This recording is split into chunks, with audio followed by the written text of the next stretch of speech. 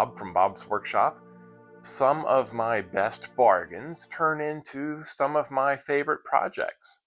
At a train show a year or so ago, I picked up a used Plasticville switch tower, and I was able to cut it into two parts and get two projects from it. This is an older video that was made of two parts, I think, and I put them here together into one longer storyline. So here is a Plasticville switch tower that I converted into some other smaller building. I'm not sure what I'll use it for, but I like the way it turned out, and I hope you enjoy watching it. I was hoping to find both a Rico station from Lionel and a switch tower from Plasticville. Well, mission accomplished. I found that pair of model kits, as well as a Lionel boxcar and a suburban station also by Plasticville. All of this for just $40. Not too bad, if I say so myself. I have an idea for modifying a switch tower which involves cutting and painting, so I didn't want to use this earlier kit that came with its original box. It's too nice to even build, but a previously glued example stored in a baggie, well, that would work just fine. When I checked it out at the swap meet, it was missing one door and the steps. But for some reason, it came with two roof sections. And that's perfect for me, because I plan to cut the tower into two roughly equal parts and turn one building into a pair. The only real hurdle I see is this large molded diagonal area for attaching the steps.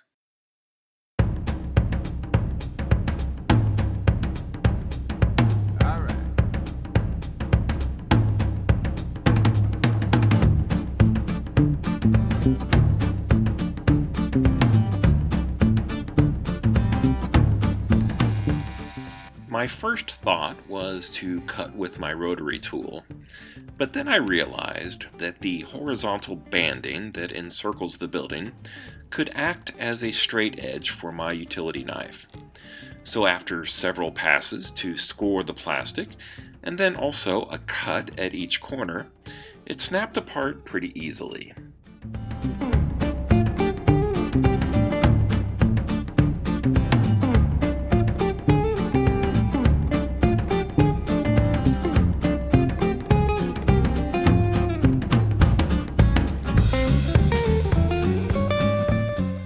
A little cutting and grinding finished off the new upper edge. I'll still have to do some sanding, but that will come later on after all four walls are cemented together into one unit.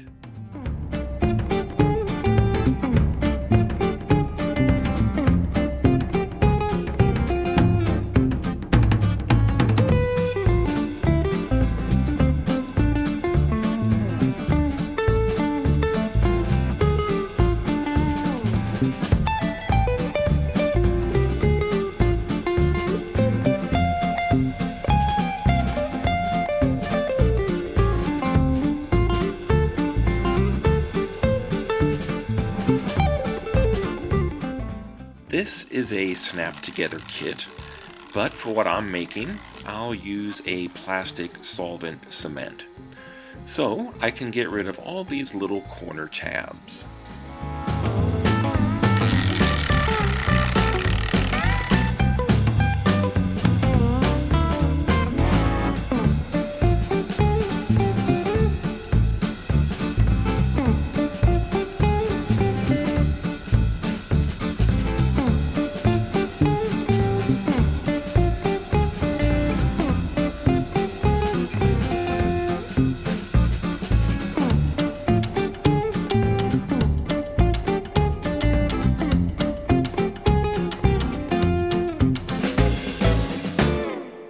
Here's that stupid diagonal area again. I was thinking about covering it with some kind of box or air conditioning unit, but then I realized that I could cut it out altogether and replace it with a piece of molded styrene left over from an earlier project.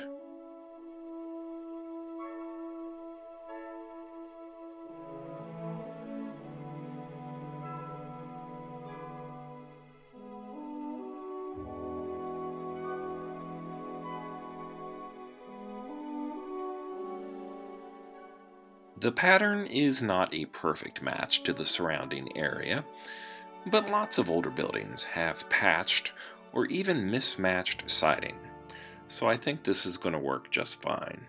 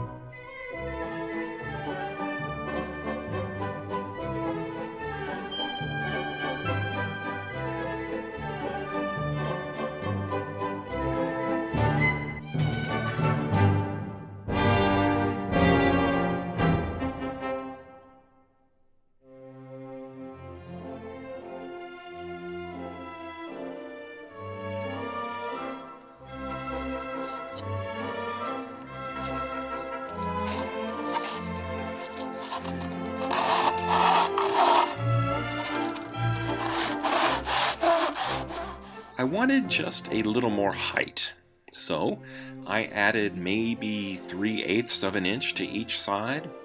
Otherwise, the roof was too low, and the overhang just covered up too much of this now way shorter model.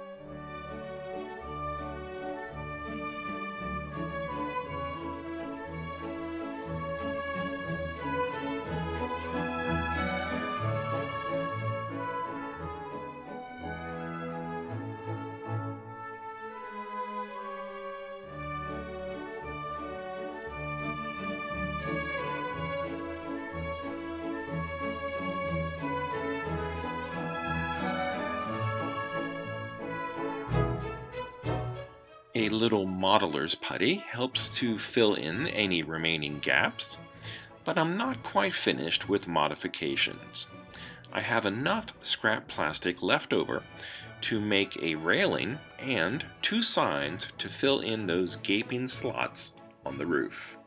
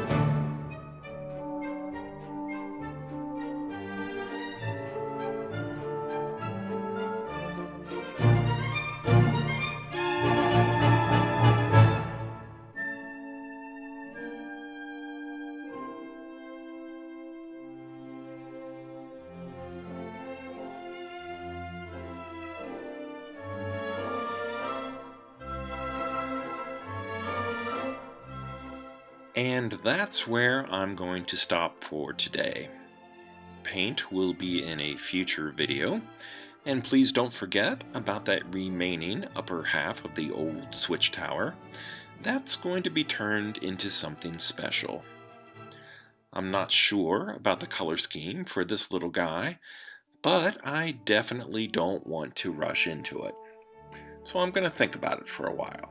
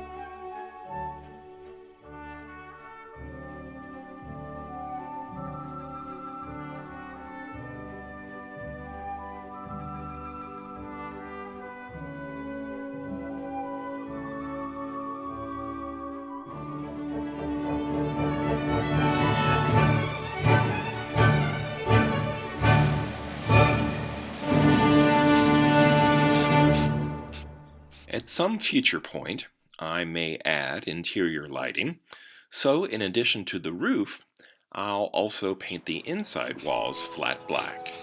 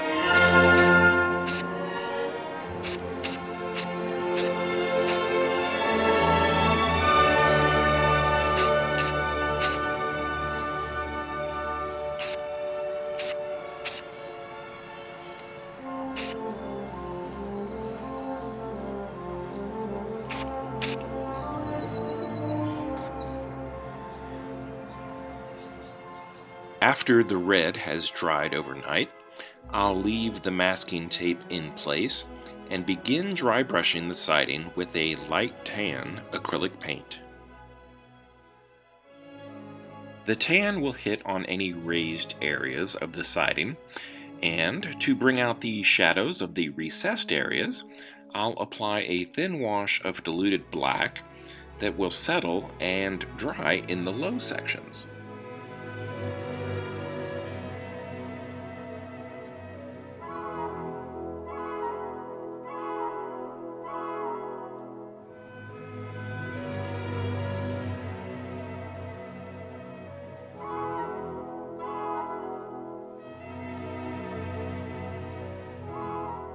The tape did a really good job of keeping out the red paint, but some of the black did manage to seep through.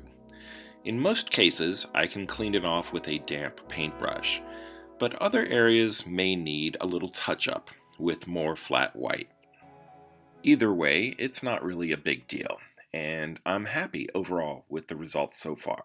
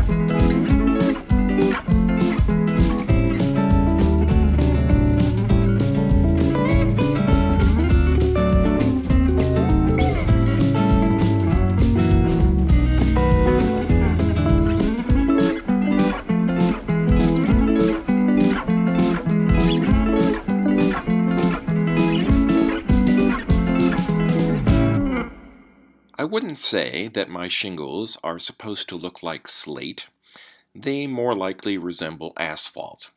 But that doesn't mean that my roof can't have copper accents. After the brown has dried, I'll use a mixture of green and light gray to hopefully create a weathered copper or maybe a bronze effect.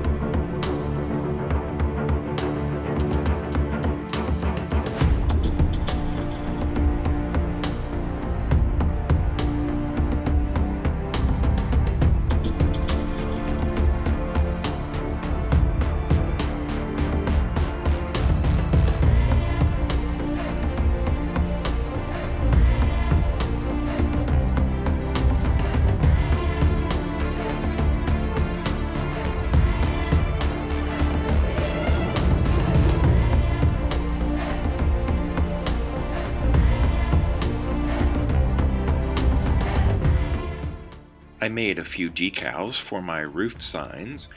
White lettering on a black background is a pretty cool look, but when using white inkjet decal paper, I'm usually left with a faint white border after cutting them apart. Luckily, in this situation, I can just blend those edges in with more flat black craft paint.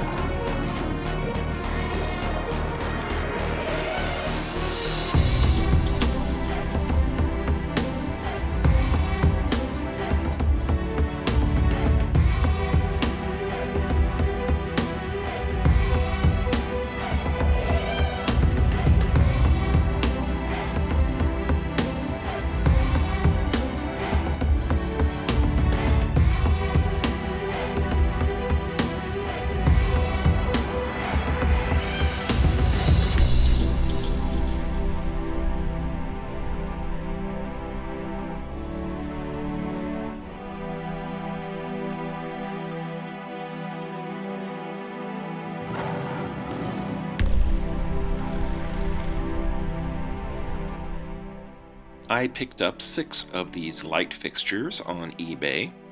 Without resistors, they'll burn out quickly with anything more than 3 volts. I know this from experience because I'm down to 4 functional lamps at this point, but this one still works, and for now, I'll just use this battery pack for power.